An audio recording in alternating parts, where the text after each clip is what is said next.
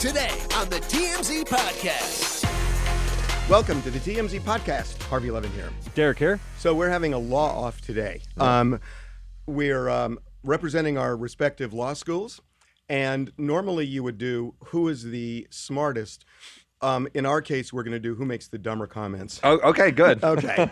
See how that plays out for you. Yeah, we decided to do this today. Okay, we're going to start with something very serious. So you know that during the Alex Murdaugh murder case, the investigation, something came to light that reopened a case involving a 19-year-old named Stephen Smith. He was killed 8 years ago, and they ruled it a hit and run. It was never a hit and run. It was insane. It was so clearly a homicide. Had none of the indicia of the injuries of someone who was hit by a car. None of them. None. There were no car parts around.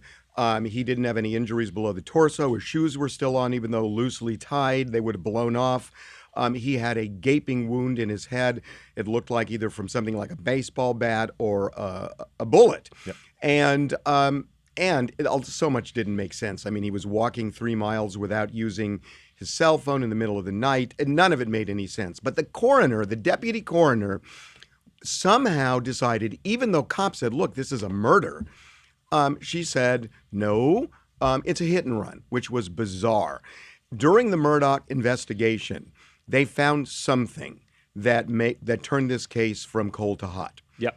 And they have Sandy Smith, who is the mother of Stephen Smith, has been fighting, and she wanted to get the body exhumed for a private autopsy. Well, they exhumed the body on Friday.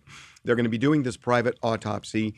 The autopsy is going to show cause of death. It's not going to show who did it, right, but it's going to show cause of death, and that's really important because something really untoward happened here. Yeah, the only connection that we've heard about to the Murdaughs is this was a classmate of Buster Murdaugh. And we heard more. There were people suggesting there was some sort of a relationship. Now, this is something Buster Murdaugh denied. He said, I didn't have that. I had no involvement in this. So he's been strong on that point. And Stephen Smith was openly gay in South Carolina. He was a young kid. That context sort of plays into where this took place and sort of what the politics are of that region. Now, right? Look, we should say that Fit News, which really has been leading this investigation, Fit News came out on Friday and said that they had sources saying there were 2 persons of interest and possible suspects. They are not in the Murdaugh family. A lot of people thought it might be Buster. A lot of people thought it might be Paul, who died, who was murdered by his dad.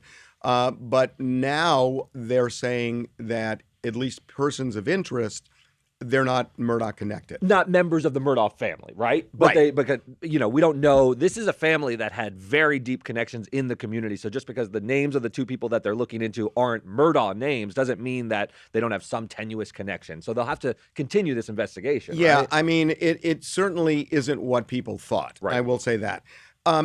There are bizarre things that happened. Randy Murdaugh, who is Alex Murdaugh's brother, who is a lawyer, went to the Smith family and talked to Stephen Smith's dad and said, look, I'll offer you help.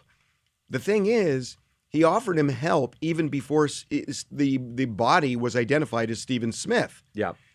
How is that? I don't understand that element of it. That's what will be the most interesting aspect of this investigation is why did the Murdaughs take an interest, Randy Murdaugh in this instance, initially in the death of Stephen Smith, who, while tragic, it's a small town, maybe he was a lawyer who wanted to offer his services, but apparently he offered his services, quickly sort of assessed the situation, and then backed out, and then never had contact with the family after that. What prompted the initial sort of interest in this case? And how did they end up around the scene of where this happened? Now, it's true that they live around there, but there were just some really curious things. Very. So this is going to be a private autopsy.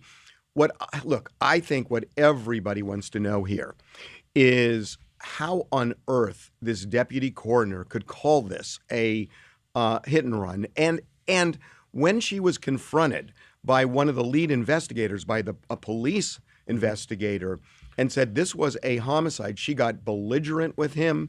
And she was like, that's your job to prove it, not mine. Well, it may be his job to prove who did it. But if the indicia are not there for a hit and run, then how do you call this? I mean, there is no way you can look at this and even remotely call this a hit and run. So how did this deputy coroner do this, even though cops said it was a murder? That's what's troubling. It doesn't sound like a bad judgment call. Being a coroner is a difficult job, and I'm sure there are close calls as to what is the cause of death. This one doesn't have any of the hallmarks of a hit and run, so why the insistence? Why, you can say people make the wrong call all the time, but this doesn't feel that way. This feels like a dereliction of duty, maybe some influence from an outside source to insist that this was something that it wasn't. Right. And that's what's strange to people. Right. Okay, we are going to move to something else that happened today, last night. Last night, yeah. I'll tell you, I think 60 Minutes interviewed Marjorie Taylor Greene and Lesley Stahl. Lesley Stahl, who I think is one of the best interviewers and journalists around. Yeah. She's fantastic. 60 Minutes took a lot of heat for this, and I think that's really unfair. A lot of Democrats criticize 60 Minutes for giving Marjorie Taylor Greene a platform. The reality is Marjorie Taylor Greene has power. Yeah. And, you can close your eyes to it and say, I don't want to hear it. That gives them a wide lane to do whatever they want to do. You need to hear it. Yeah. And I think that's what 60 Minutes did. And I think it was really admirable of them, knowing they were going to take heat, nonetheless, to do this. And Lesley was true to form, and she was tough, and she grilled her. She had done her homework. But I'll tell you, when you listen, this is just a little clip. Listen both to what Marjorie Taylor Greene says and Lesley's reaction. And things she says that are over the top, like, the Democrats are a party of pedophiles. I would definitely say so. They support grooming children. They are not pedophiles. Why would you say that? Democrats support, even Joe Biden, the president himself, supports children being sexualized and having transgender surgeries. Sexualizing children is what pedophiles do to children. Okay. I love Lesley Stahl is now a meme. This may be her first moment on the internet because that eye roll right there with the wow. It says everything. She was incredulous as she should be. She pushed back on these points and said how ridiculous it was to call the Democratic Party pedophiles and so forth. Platforming Marjorie Taylor Greene is what Democrats are upset about, or some segment of the population. But you're right.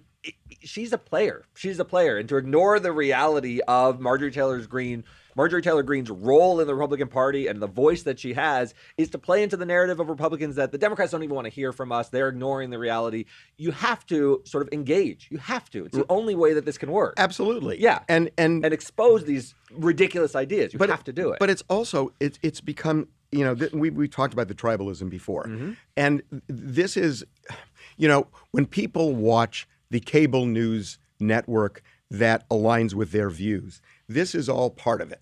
That people don't want to hear what they disagree with anymore. They only want to hear what they agree with on both sides. Yes. On both sides.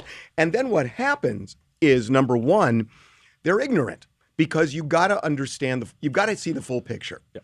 And both sides have a level of ignorance by not understanding what the other side is saying, because I guess they're not getting it, but they choose to watch what they agree with. Yes. And I've always thought that's just nuts. And, and I think what Lesley Stahl did and what 60 Minutes did is they said, look, just because you're listening doesn't make that right. It means that you need to hear it and you can challenge it. And that's the idea of free speech. And Lesley Stahl, I think, with a wow and an eye roll, did a lot in the area of, challenging somebody for ridiculous comments. I mean, to say that the Democrats or Joe Biden is a pedophile because he supports, transgender rights with children.